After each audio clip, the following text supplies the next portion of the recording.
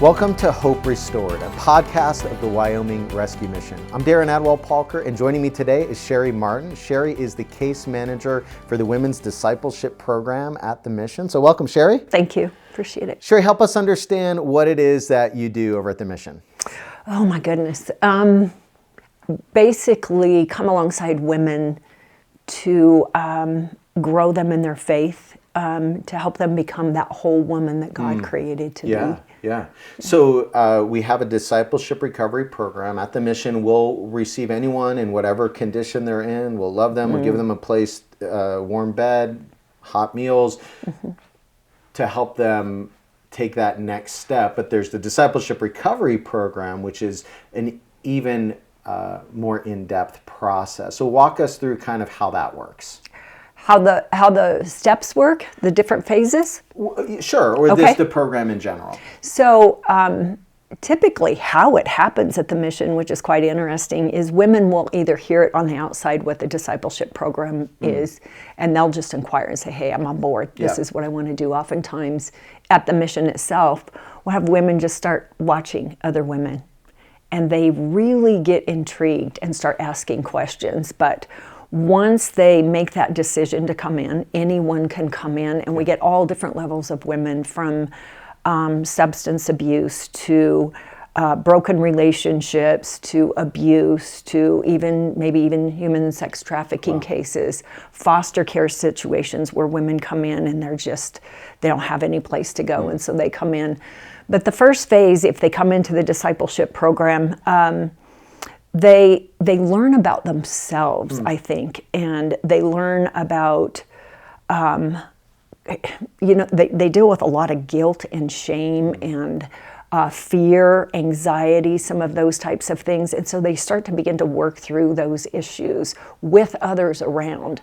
They find out that others struggle with the same thing, which is huge. It's not just me. I'm not the only one. I'm not alone. So it's very easy to build relationship in there, even with other guests, I believe. But they begin to build rapport with one another, relationship with one another, like-mindedness. They get intrigued of the, not just, wow, I'm looking around at people that are on the same level, but that they struggle, they have hurt, they have pain, they have trauma, they have anger, and so that begins the process. They typically hear from the volunteers and staff on board, hey, we're in the same boat, been there, done that. Yep. And so it's very easy transition, I think, for most people. And but they begin to learn about themselves and their struggles. And because when you're in a like-minded group like that, you begin to be a little bit more transparent. Yeah. The shame and guilt begins to go. And it's a safe place to explore that. Absolutely, absolutely. And I think it's because you start to hear other people's stories. Sure. Those stories begin to come out, that they're more willing to share. Right. And oftentimes what we say is the more you share, the more you heal. And that's hard to be vulnerable, but it's a place where people can be vulnerable in their hurt and their pain and work through it. So I think that phase one is really working through some of those things, and the ability to do that because of the relationships you're building around that. You go, oh, I'm not the only one. It's almost like phase one, which is 4 months process, is trust building. Trust, definitely. Letting people know that it's safe to come, to share, and as you said, they see other people doing that. So what then kind of is the goal of phase two and phase three? Phase two, well, again, there's some that just, hey, gotta go and gotta get a job or whatever, but the investment of those that go into phase two is significantly different. They begin to really experience not just, hey, I learned this and I had this relationship, but I want more. Yeah. It's really a desire to want more, to go deeper, and a realization of, I need more. And I want some of the more in-depth spiritual aspects. And even going into phase two, we have those that are just not quite sure where they're at in their faith, but they want more. they know they want more. And so when they dive into that second phase, I think everything that they've experienced in phase one, now they begin to open up a little bit more. Sure.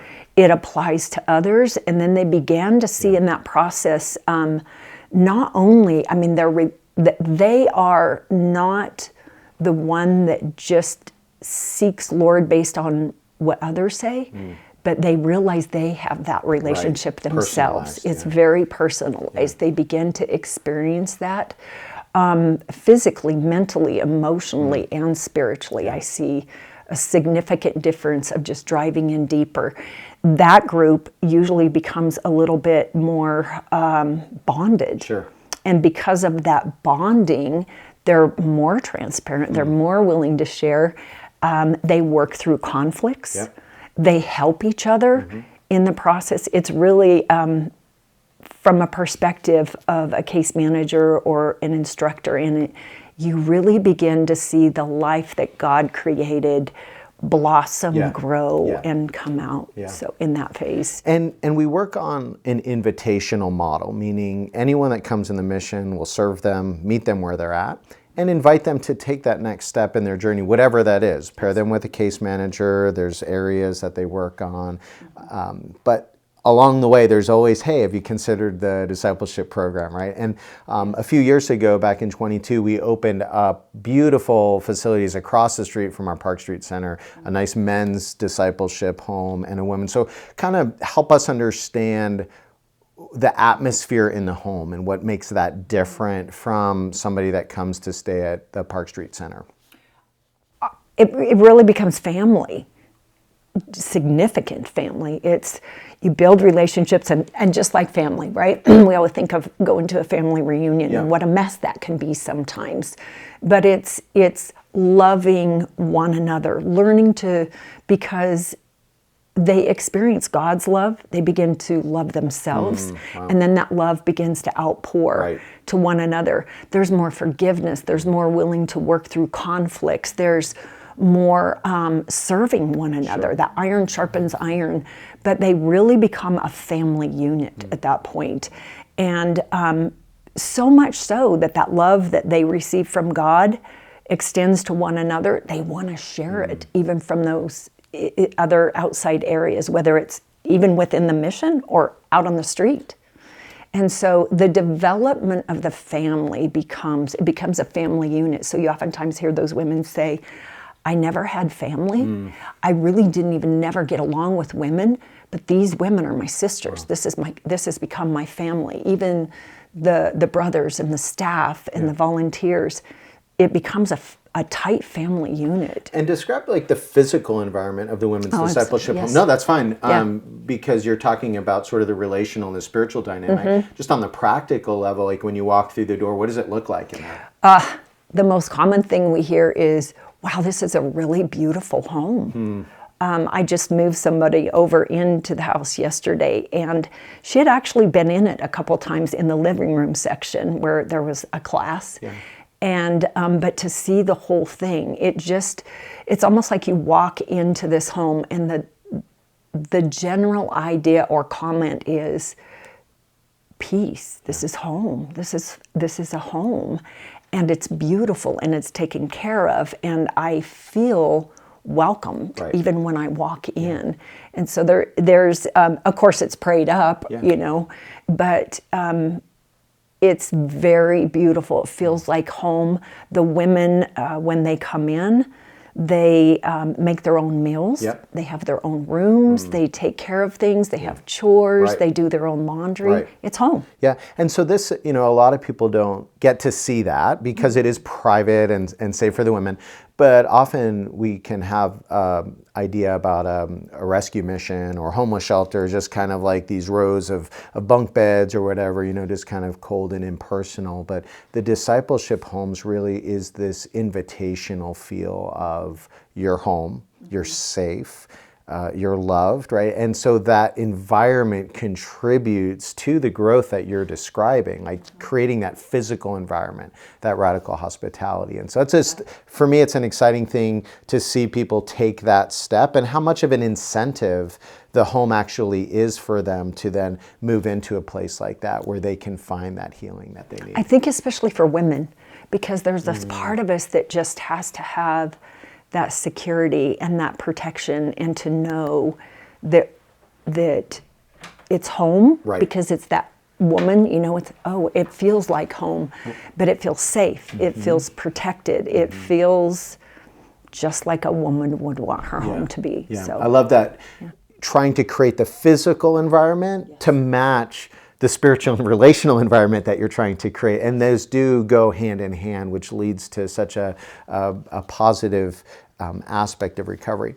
Sherri, help us understand women's experience with homelessness coming into the mission, maybe some of the challenges that women face, which we don't often think of in society today. If you were to say, create an image in your mind of a homeless person, often it's a man sitting on a corner with a coat and a hat and a long beard, with a sign, hungry and homeless or something like that.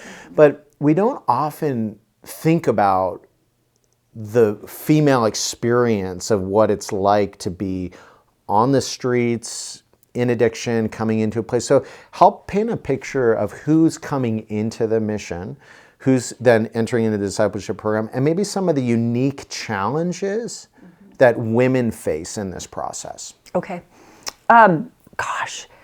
It's such a wide spectrum.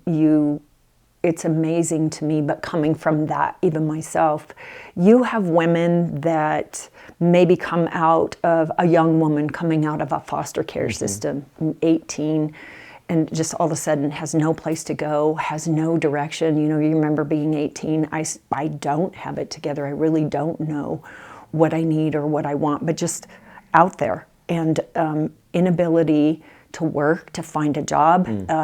Nowadays, to be able to pay for some of those things. We have women that come from broken families, marriages that just find themselves, maybe it was a stay-at-home mom that never had the job because she was taking care of the kids, and all of a sudden, there we are. You can have single women that come in. We have women that really went out and were very lucrative in even in their own businesses, but good jobs in corporate, and all of a sudden they find they're laid off. And for a woman to turn around and find something is very difficult. She finds herself very quickly spiraling down. We have some of those women that have never been involved in substance abuse, and for the very first time, because life just fell apart. Some of them find themselves then running to another male if there's been a broken relationship, and then they tend to be, because I think what a lot of people don't understand is that woman is like, what do I do now? All my security, all my protection, everything just went out from underneath me. And the only perspective that some of these women have is, I need to get with another man. And then they find themselves in relationships that aren't healthy, and then there's the abuse that comes along with that, physical abuse. So we have women that find themselves going, I didn't even know that I was so codependent. I needed this relationship and that relationship and this relationship, and found that something was missing. How do I make it on my own without a man? So there's those, it's just such a wide variety of what we get. Sounds like so many layers and levels of many layers. Of women that have children, that what do we do? Where do we go from here? I have children that I have to take care of, and I'm out on the street. Right.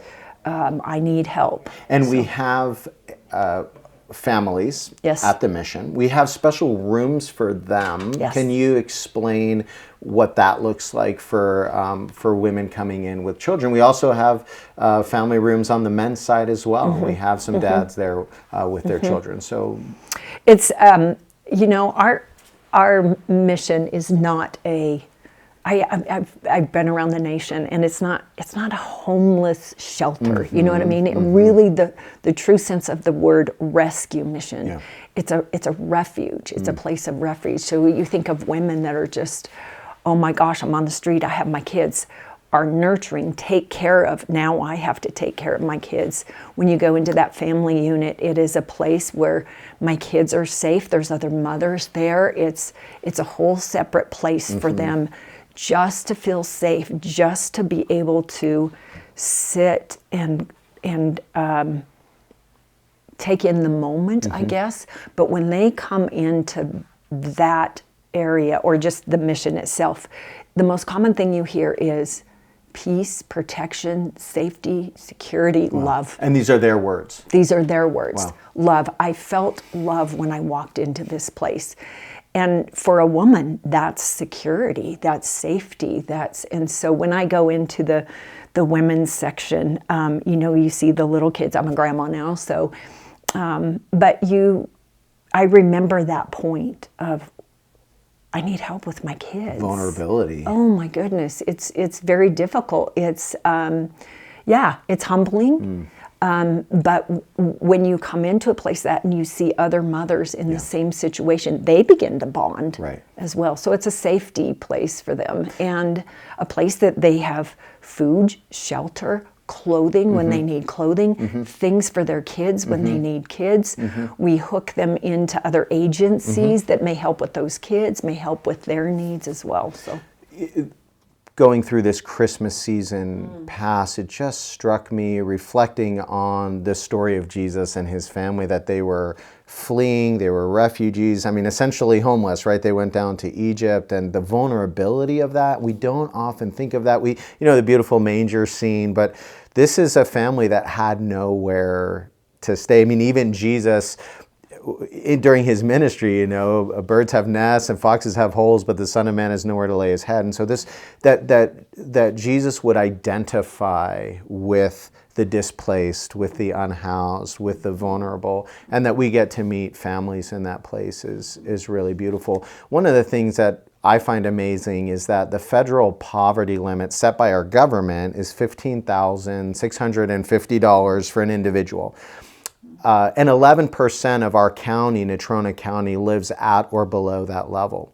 What's crazy is if you were to work full-time at federal minimum wage, you would actually come in underneath the federal poverty limit. You'd come in at $15,080. Now that's assuming working 40 hours a week, 52 weeks a year, which is no time off, no vacation, no cars breaking down, no kids getting sick. So the reality is so many families are just one emergency away from finding themselves on the street. And the rescue mission catches, I think, something that many in our community might not realize, that we're not just catching individuals and meeting them where they are, we're catching whole families. absolutely. And helping them to stabilize and to find that next step. And we're partnered with organizations across the community to help people get what they need. But I think that's an important function that we serve, an essential function that nowhere else in our community is doing, to be able to provide free housing, meals, care for people in that place. Which I think is so vital when we're talking about the women's perspective too, because it is almost impossible for a woman in the situation that she is, unless she's had that career, had that degree, had those things available to her, right? It's almost impossible to be out there in the economic situations that we're in right now for a woman to make it, especially with children. Right. And so for a place like the Rescue Mission to come in and just be able to, start with my basic needs. I don't have enough to feed my children. I don't have enough to put gas in a vehicle, even if I have a vehicle, let alone it's so far down the road to think that I would have a place to live. But to come to a place where first I feel loved, I can go through a little bit of healing. You'll help me get on my feet.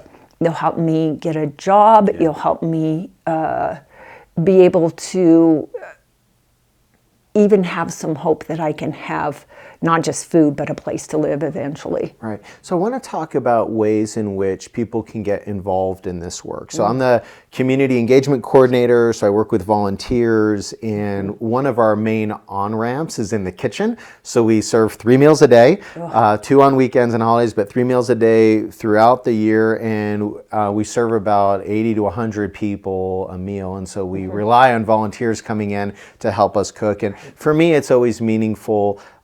When we serve a meal, we start by the women and children come in first, and they're the first ones through the line, and just serving the kids, seeing the smile on their face. We get donations from around the community. Crumble Cookies donates to us, and seeing the kids get to choose, from trays and trays of cookies, like which one they want to get. I mean, something as small as that makes a difference. What are some of the ways that you can see the community becoming involved in learning about the work and using what they have to help make a difference? When you think of the variety of people that come in, the brokenness from the individual to the family, it is... I almost want to say unlimited of how you could help, where you're calling, whether it's serving in the kitchen to be able to hand that cookie to that child that is so confused about what just happened in life, to just coming alongside them and, caring, but the children, of course, because that's our next generation coming up, just helping those women that are just broken and like, I just need a minute for myself, because if I don't get it together, I won't be able to get it together for my kids. So I hear some of those mothers, I need a little bit of self-care, and who wouldn't want that, right? But what do I do for that self-care if I don't have someone helping with my children? All the way to mentoring. When we think of what we do there, I case manage, I teach, but just, we want that woman, that child, that man, whoever it is, to be able to connect with the community, because those connections is what helps me as a whole person to be able to grow. So it is from the kitchen to mentoring to teaching to...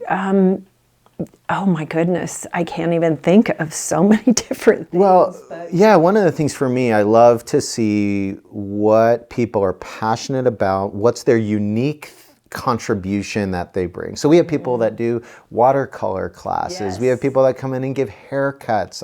I don't know that we have manicure, pedicure volunteers. Maybe we do, but things like that. Like, what do you love to do? Is it art? Is it crafts? We would love people to come in. Obviously, we have a vetting process and a background check, but to work with kids under supervision, art classes, things like that for enrichment. Just think, what would I like, right? Jesus said, do unto others what you would have them do to you. So what is it that you like to do? And we can help bring that. We have musicians that come in, all kinds of different things. And so we want people to realize that as a community organization, we depend on, we rely upon the community. Also, financial support is a big difference for women to come in. We do not charge our guests for shelter, for meals, for the discipleship recovery program. Out there in the world, a recovery program, live-in, residential program, is who knows how many thousands of dollars. And yet we get to offer radical hospitality to our guests, to love them, meet them where they're at, and serve them. And so I would love to make the invitation to those listening. Give us a call, give me a call, go to our website, get involved, and just find ways to use what it is that people have to make a difference. And we think of this week being spring break. And what do you do on spring break when you're that mom with those kids? Just activities, come and do activities. The Easter egg hunt may be coming up and those types of things. But without, the mission is really the mission field. Oftentimes the church thinks of mission field, and when you go on a mission trip, out there somewhere far away, it requires help. Right. Like I go on mission trips and I need that funding, that ability to go. Yeah. It's the same there. I'm astounded at the volunteers that come in, but there's always, there's always turnover, but there's always something, and the sky's the limit, really, of how you can come alongside someone. But we can do even budgeting classes for the women. We have agencies that come in, and there'll be a budgeting class. But as a woman, like I might need that one-on-one for a little bit. Hey, can I keep going through that? And sometimes we do that with case management, but then the outside connections to build that support with community is tremendous. Yeah, and I think about the fact that when we think about community, a place like Casper in Natrona County, Wyoming, we're all part of this, right? And we all can have part of the healing of our community, of those in need, by simply offering who we are, our unique contribution. And so we want to make that invitation for our listeners to come. One of the great ways is just come on a tour, come see the facility. I think people are often shocked at the dignity that we're able to provide for our guests by the cleanliness of the facilities, the quality of the food. We have a professional chef that comes and runs our kitchen. And so it's really a beautiful thing. So we want to invite people. And any last words that you would have for our listeners to encourage them to join in with the work that's happening at the Rescue Mission and the impact it makes, the difference it makes, because people might not get to see the front row seat that you have of the life transformation that happens at the mission. The growing need, it just continues to grow. And I think we can see people are hurt, broken, lack, and it's a place of refuge. And because of that, I don't know how to put it in words other than it continues to grow. What I see at the mission is I remember serving. I remember volunteering as a young girl and coming back and seeing the massive growth of what is happening there. It is unique in our nation, I will say that. Casper is very unique to what it offers, very unique. I've been in big cities and so on, and it's a family. And because Casper is still that community where people want to get involved, but I think one of the things that is we don't understand what you have to offer, and you have to just come and see for yourself. Once you walk in the building, you will understand. Come to a classroom, come and experience it, and you will have to see it with your own eyes to understand. You can't compare it to other places is probably the biggest thing that I would say. Right. It's very unique. And you have to see it to understand. You have to see the work. volume Right. of it. When I first walked into the mission, when I first came back, because I had been out of state, I literally said, "What is going on here?" Because I walked in, and you could tell there was progress, movement for individuals and families in need. Sometimes, Sherri, we look at the state of the world and we get overwhelmed. And we say, what can I do? We hear about global crises and wars and economic issues, and it sometimes can feel overwhelming. For me, it's such a refreshing thing to say there's a real physical, tangible place I can go with real people where I can make a difference, I could build relationships, encourage someone, have a role, see people doing that, and there's a sense of which, the starfish idea, right? We can make a difference to this one, and I want people to understand that together we can do so much more than just what any of us could do on our own. So come down, check out the mission. We'd love to introduce people to you, Sherri, especially women. I know you have such a heart to build strong women across the community, and women need women. We all need each other, but women need women to help in that recovery, growth, discipleship process. So we're sending that invitation out to our listeners. Come check us out at the mission. Please. Go visit us on our website, wyomission.org. Give me a call. Love to give you a tour. But thank you for the work that you do on behalf of all the women that you touch on a daily basis and families. And people don't get to see that. I catch glimpses of it. It's beautiful work. So thank you for that. And to our community, we want to thank them as well for being a part of this. So thanks for joining us on our podcast, Restoring Hope. Thank you. Please do visit our website, wyomission.org. Come down to the mission, check it out. We hope to see you there.